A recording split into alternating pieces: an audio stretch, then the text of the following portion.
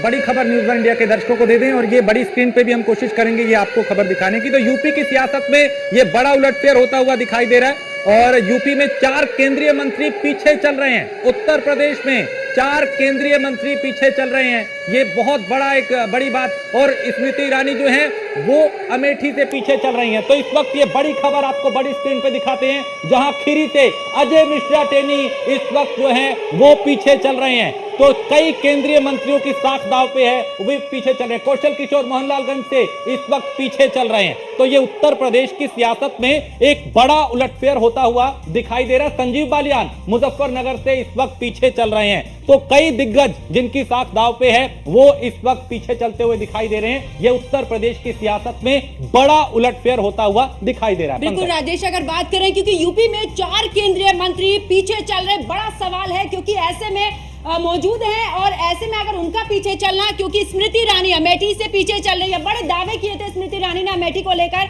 और जब प्रियंका गांधी का जिक्र होता तो कहती थी मेहमान है, मेहमान आएंगे और चले जाएंगे, लेकिन ऐसे में उनका पीछे जाना। और खीरी से बात करें तो खीरी से भी इस दौरान ऐसी ही खबर, कौशल किशोर जो कि मोहनलालगंज से पीछे चल रहे हैं, ये भी एक बड़ा झटका है। संजीव बालियान मुजफ्फरनगर से पीछे चल रहे हैं। यहाँ पर अगर बात करें तो जो स्वर्णिम वोटर्स है उसको लेकर यहाँ पर नाराजगी थी। राजेश, हमने देखा था जो राजपूत वोटर्स है वो काफी नाराज थे। कहीं ना कहीं यहाँ इन सीटों पर उनकी नाराजगी जो है वो बिल्कुल सामने नजर आ रही है, क्योंकि यूपी में 4 केंद्रीय मंत्री पीछे चल रहे हैं। और अनुराग सर हमारे साथ में जुड़े हुए हैं। अनुराग सर, अगर बात करें क्योंकि राजपूतों की नाराजगी क्या पश्चिम की अगर बात की जाए यहाँ पर बीजेपी को नुकसान में लेकर जा रही है क्या? तो दीपिका के पास कुछ खबर है, दीपिका के पास चलते हैं हम लोग। दीपिका, क्या खबर है आपके पास?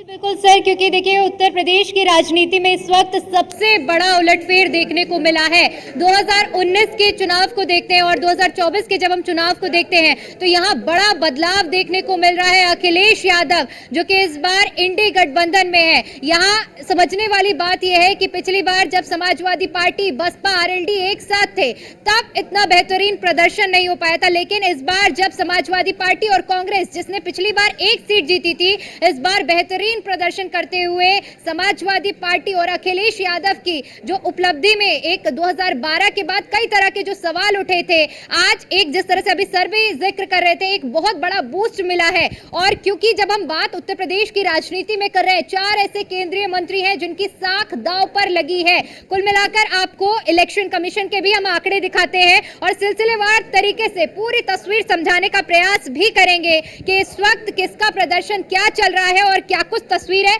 मेरे साथ मेरी सहयोगी प्रभा भी इस वक्त मौजूद है और इस आंकड़े के जरिए हम समझने का पूरा प्रयास करेंगे कि इस वक्त किसका प्रदर्शन क्या कुछ चल रहा है। हालांकि ये रुझान है, आगे की तस्वीर अब से कुछ ही देर बाद साफ होगी। प्रभा, देखिए इलेक्शन कमीशन की जो वेबसाइट है जिसमें ये सिलसिलेवार तरीके से आप जरा समझाइए कि क्या कुछ इस वक्त कौन बढ़त में चल रहा है और कौन सी सीट, कौन से मंत्री की साख दांव पर लगी है। बिल्कुल दीपिका, अगर बात अब उत्तर प्रदेश की करें, जो कि सबसे ज्यादा लोकसभा सीटें उत्तर प्रदेश में है और सभी की निगाहें इस वक्त उत्तर प्रदेश पर भी टिकी हुई है कि कौन सबसे ज्यादा जो सीटें हैं वो यहाँ पर जीत हासिल करेगा। भारतीय जनता पार्टी की बात करें तो यहाँ पर 36 सीटों में बढ़त भारतीय जनता पार्टी ने बनाई हुई है और समाजवादी पार्टी ने 34 सीटों पर बढ़त यहाँ पर बनाई है और कांग्रेस ने 7 सीटों पर बढ़त यहाँ पर बनाई है और आरएलडी 2 सीटों पर फिलहाल यहाँ पर है और आजाद समाज पार्टी भी फिलहाल 1 सीट पर यहाँ पर बढ़त बनाए हुए हैं। तो 36 और 34 और 7 कहीं ना कहीं जो मुकाबला है और भी ज्यादा दिलचस्प होता हुआ यहाँ पर नजर भी आ रहा है। इसके साथ साथ अब अपने दर्शकों को ये भी समझाते हैं जो मार्जिन है, क्योंकि कुछ सीटों पर कड़ा मुकाबला है,